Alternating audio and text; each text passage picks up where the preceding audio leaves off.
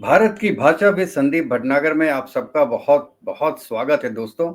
आज हम बात करेंगे, हमारे प्रधानमंत्री का आज बर्थडे है, उसके बारे में बात करेंगे और थोड़ी सी बात करेंगे कि यूएस और इंडिया के बीच में जो ट्रेड नेगोशिएशन हो रहा है वो कहाँ तक पहुंचा। और तीसरा, एक छोटा सा क्लिप में आपको दिखाऊंगा पाकिस्तानी एक्स क्रिकेटर यूसुफ यूहाना का, sorry sorry sorry sorry Mohammad Yousuf का। उन्होंने तो अपना धर्म चेंज कर लिया है साहब। चलिए, तो शुरू करते हैं मोदी साहब की बर्थडे पे। तो मोदी साहब, आपको 140 करोड़ हिंदुस्तानियों की तरफ से बहुत बहुत बधाइयां हो आज के दिन की। और आशा करता हूं कि आप एटलीस्ट अगले 25 साल इस देश के प्राइम मिनिस्टर रहेंगे और इस देश की नैया पार करवाएंगे दोस्तों। अच्छा, इसके बारे में देखिए, बहुत लोगों ने विश किया मोदी जी को। पुतिन जी ने विश किया, इसके अलावा मेलोनी ने विश किया, और इसके अलावा आप जानते हैं कि नितिन याहू ने तो एक वीडियो डाला है विश करने का। इसके अलावा तमाम वर्ल्ड के जो लीडर्स हैं उन्होंने मोदी जी को विश किया। इवन हमारा बॉलीवुड, शाहरुख खान, सलमान खान, आमिर खान, ये आपका अजय देवगन, सब ने उनको विश किया। लेकिन एक विश खास है, और वो है हमारे जनाबे आली ट्रम्प साहब का। ट्रम्प साहब बोलते हैं, just had a wonderful phone call with my friend prime minister Narendra Modi. I wish him a very happy birthday. He is doing a ट्रेमेंडस job. देखिए, यहां तक तो बिल्कुल ठीक है, लेकिन उन्होंने विश 17 को नहीं किया, 16 को ही कर दिया था। चलिए, कोई बात नहीं। आगे बोलते हैं नरेंद्र, मतलब यूएस में अगर आप फर्स्ट नेम लेके किसी को पुकारते हैं, इसका ये मतलब माना जाता है कि आप उसके बहुत अच्छे फ्रेंड हैं। तो इसलिए I was surprise to see this word Narendra. चलिए, एनीवेज, अब ये कहते क्या है, thank you for your support on ending the war between Russia and Ukraine. यहां बहुत बड़ा कैच है दोस्तों। क्या नरेंद्र मोदी जी रशिया और यूक्रेन के बीच में युद्ध समाप्त करा रहे हैं? कल तक तो ट्रंप और उनकी पूरी जो 4-5 लोगों की टीम है, वो कह रही थी कि इंडिया वॉर बढ़ा रहा है क्योंकि वो रशियन एनर्जी खरीद रहा है। सडन ये चेंज कैसे हो गया? और इसका कारण जानते हैं दोस्तों। कारण जानने के पहले एक बात देख लेते हैं कि मोदी जी ने इस बात का क्या जवाब दिया। मोदी साहब ने कहा, thank you my friend President Trump for your phone call and warm greetings on my 75th birthday. Like you, I am also fully committed to taking the Indo US comprehensive and global partnership to new heights. अब ये India और US की जो comprehensive global partnership है, ये 2023 में sign हुई थी, लेकिन उसके बाद मुझे लगता है वो ठंडे बस्ते में चली गई थी। तो इसीलिए मोदी जी याद दिला रहे हैं कि बच्चे, हमारे बीच में केवल ट्रेड और टैरिफ नहीं है, कॉम्प्रिहेंसिव एंड ग्लोबल पार्टनरशिप भी है हमारे बीच में। उसके बाद एक और गुगली मारी मोदी जी ने, we support your initiative towards a peaceful resolution of Ukraine conflict. यहां मोदी जी ने कहा कि बच्चे, शुरुआत तुमने की है क्योंकि तुमने इनिशिएटिव लिया है, लेकिन एंड हम करेंगे दोनों की वॉर का। अब इसका दोस्तों, मैं अपनी दूसरी बात पे आता हूं, किसका क्या मतलब है। या तो इंडिया ने कुछ ट्रेड एग्रीमेंट में बातें मान ली हैं यूएस की, जो यूएस की टीम है वो कल के दिन इंडिया में थी और 7 घंटे मीटिंग हुई है India counterpart mister Agarwal के साथ। तो उसमें क्या कुछ बना? क्या इंडिया ने कुछ लूज किया और अमेरिका ने कुछ गेन किया, इसलिए ये प्रेसिडेंट बोल रहे हैं ये बात? और या इसका रीजन केवल ये है कि इंडिया का के मोदी साहब इस समय भी वर्ल्ड के टॉप जो पॉलिटिकल फिगर हैं उनमें आते हैं, उनकी अप्रूवल रेटिंग इज 72% और डोनाल्ड ट्रंप की रेटिंग इज 45%, मिलोनी की 40%, और मुझे बड़ा आश्चर्य हुआ देख के मैक्रोन की 17%। और मैं बहुत ढूंढ रहा था इसके अंदर, लेकिन हमको पुतिन की नहीं मिली। I think Putin must be even more और less than somewhat less than Narendra Modi sahab. तो अब मुझे ऐसा लगता है दोस्तों कि ट्रेड डील में कुछ ना कुछ तो हो रहा है। और मैं आपको अपने मन की बात बताऊं, अमेरिका क्या चाहता है? अमेरिका चाहता है कि उसके जीएम के प्रोडक्ट्स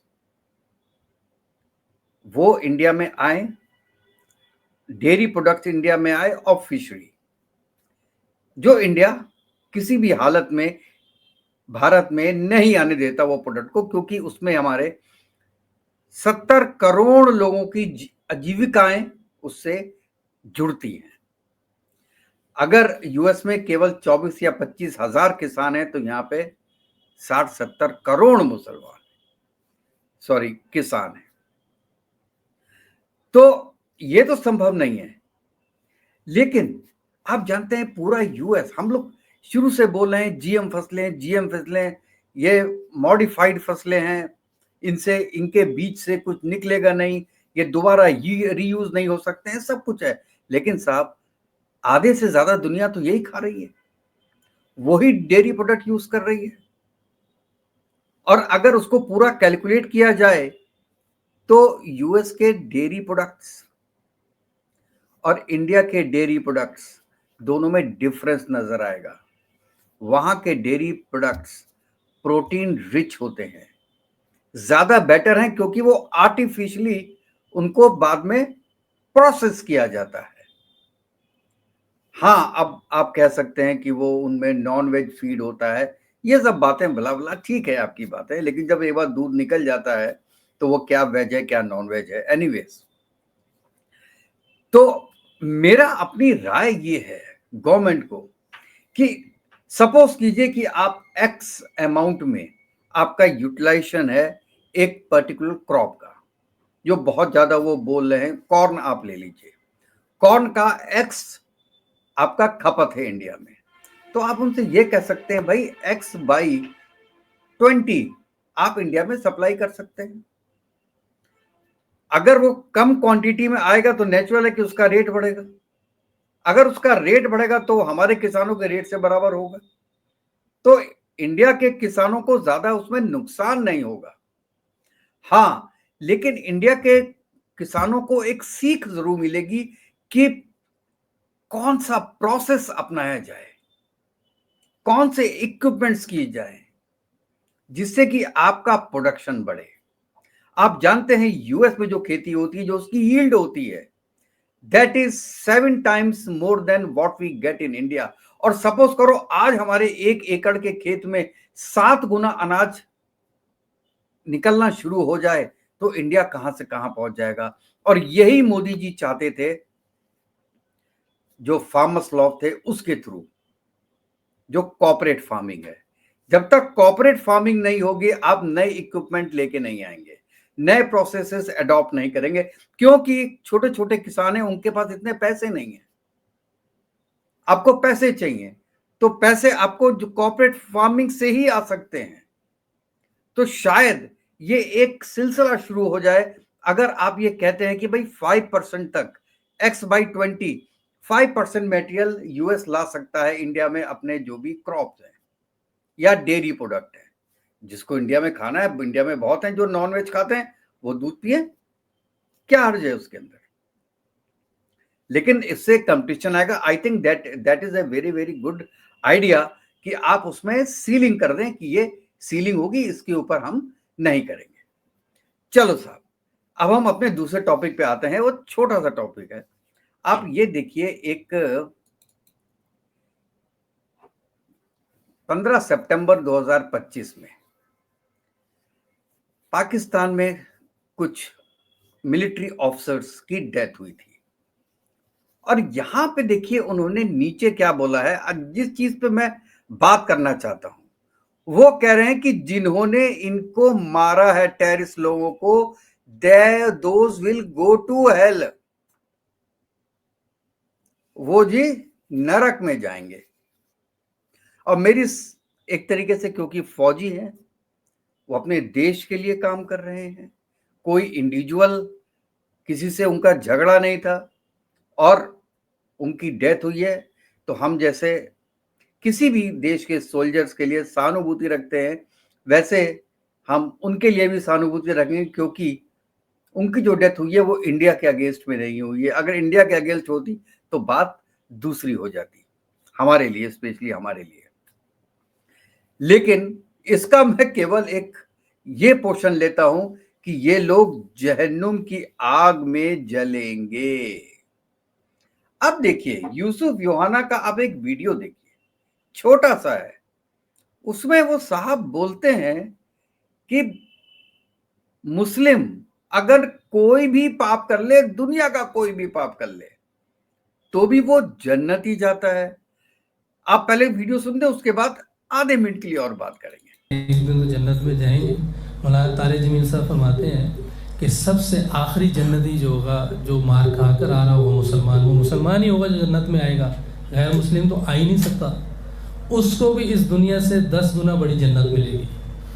अब ये वो है जिसने गुनाह किए होंगे, जिसने अल्लाह के अहकामात पे ज़िंदगी नहीं गुजारी होगी, नबी के तरीक़ों पे अमल नहीं किया होगा, ये वो है। और जो इस पे अमल करके जाएगा, आप उसको बताएं क्या अल्लाह देंगे, वो हम सोच भी नहीं सकते। ये थे हमारे यूसुफ योहाना, जिन्होंने धर्म परिवर्तन किया और बाद में ये मोहम्मद यूसुफ बन गए। बहुत पाकिस्तानी लोग बोलते हैं कि इंडिया के मुसलमान को ये प्रूफ करना पड़ता है डेली कि वो मुस्लिम है, इसलिए उनको हिंदुस्तान में तारीफें करनी पड़ती हैं।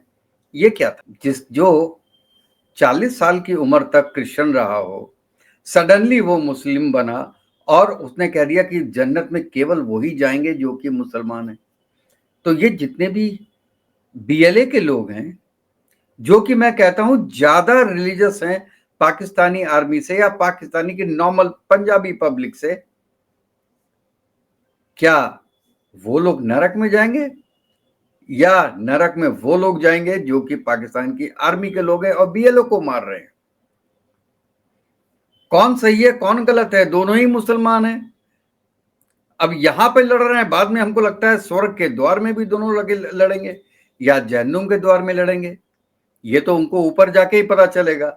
लेकिन यहां पे देखिए कितना बड़ा विरोधाभास है।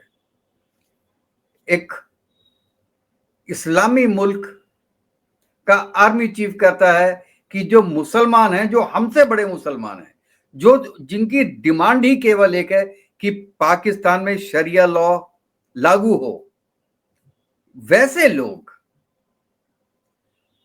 जहन्नुम जाएंगे। और आप जैसे लोग जो कि दिन में सिगरेट और शाम को ड्रिंक्स लेते हैं, वो जन्नत जाएंगे। ये कैसी सोच है साहब? आप भी दोस्तों बताइएगा कि आप इसके बारे में अपनी क्या राय रखते हैं।